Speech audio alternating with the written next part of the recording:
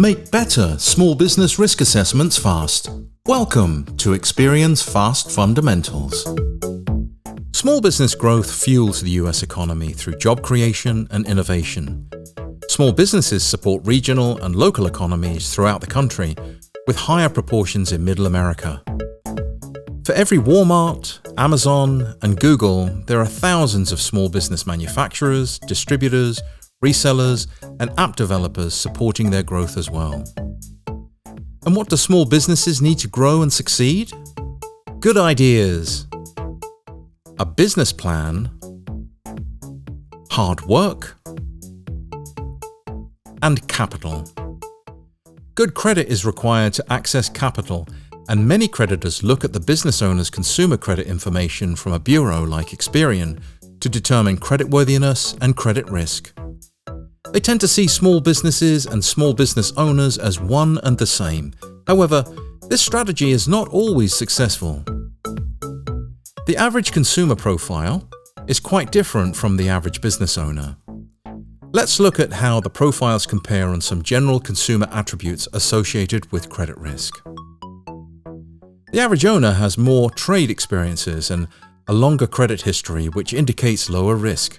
However, the owner also has higher credit utilization, which commonly indicates higher risk. Does this mean that the average owner is a higher credit risk than the average consumer? Not necessarily. Many small business owners rely to an extent on their personal credit to help finance their business.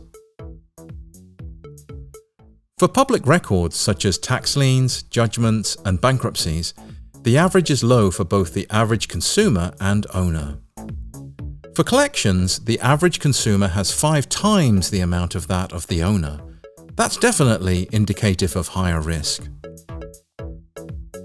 Another major indicator of credit risk is severe payment delinquency, and again, the average consumer is much more likely to be more severely delinquent than the average owner. Given that the average business owner looks and behaves differently from the average consumer, is there a better way to assess small business credit risk? Experian conducted a study to look at the relationship between the business and the owner's credit behaviors over 3.5 years to determine the strength of that relationship. We tracked the percentage of those businesses and owners that continue to remain credit active and healthy, and those that became high credit risks, becoming 91 plus days delinquent on over 35% of all trade obligations. Over 3.5 years, 79% of the time, both the business and the owner's credit remained healthy. And 5% of the time, both the business and the owner became severely delinquent on the business obligations and on the personal credit obligations. That means that 84% of the time, the end result of business and consumer credit is the same. That's a very strong correlation, so the owner's consumer credit behavior is very indicative of business credit behavior. But that also means that 16% of the time, the outcome of the business and the consumer are diametrically opposed. 9% of the time, the business goes bad, but the owner stays good.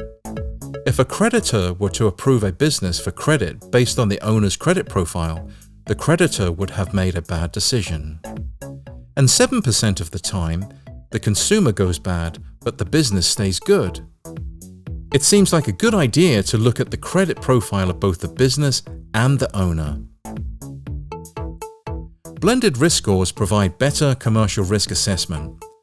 Blended risk scores predict business risk by utilizing the owner's consumer credit attributes with the business credit attributes together to calculate a more comprehensive risk score for the business. With the blended risk score, creditors can more confidently approve those with a great score and know that they will have a profitable customer. And they may have to decline those with a high risk score to mitigate against future loss. Let's compare the predictive power of 3 risk models as the business ages, from infancy to full maturity. The horizontal axis going across measures the business as it ages from 0 to 2 years on the left to 21 plus years old on the right. The risk models compared are the blended model, commercial-only model, and consumer model. Again, The blended model uses both the business and consumer credit information to calculate the business risk.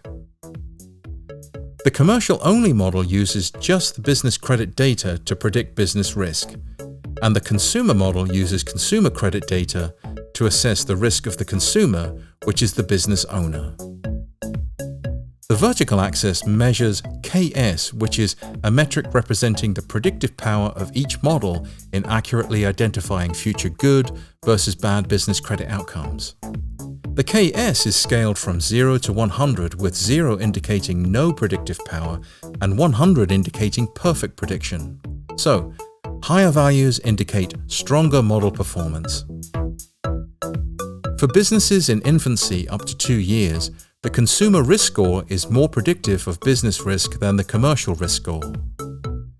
That may seem counterintuitive, but the underlying reason is that new and young businesses do not have a lot of credit activity on their profile. Many young businesses are actually funded by the owner's personal credit, so there's less business credit information to calculate the business score. And in general, the less information available, the less predictive the model score will be. As the business matures, it establishes and expands its credit profile, opening more trade lines in the name of the business. As the business profile becomes more rich in information, the commercial risk becomes more predictive than the consumer score. The business becomes a separate entity, and the consumer score becomes less and less indicative of business risk. Behaviors can differ dramatically from the business owner, as we have seen in previous examples. As expected, across all the ages of the business, the blended score provides superior performance. The blended score takes the age of the business into consideration as one of the factors for calculating risk at every stage of the business life cycle. The blended score provides a more holistic risk of the business by integrating the dynamic relationship between the business and the owner credit profiles.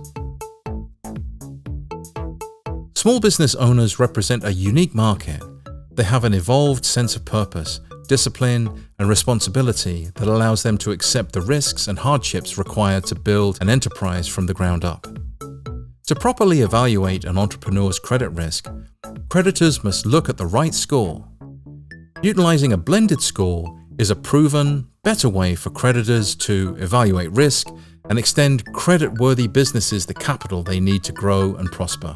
And as small businesses succeed, we all benefit. Thanks for watching. Now, let's put those fundamentals to work.